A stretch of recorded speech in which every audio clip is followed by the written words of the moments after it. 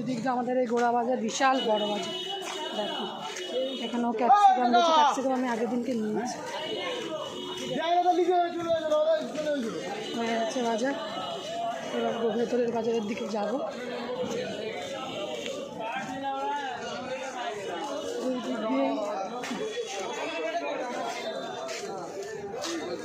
বরবটি কত করে?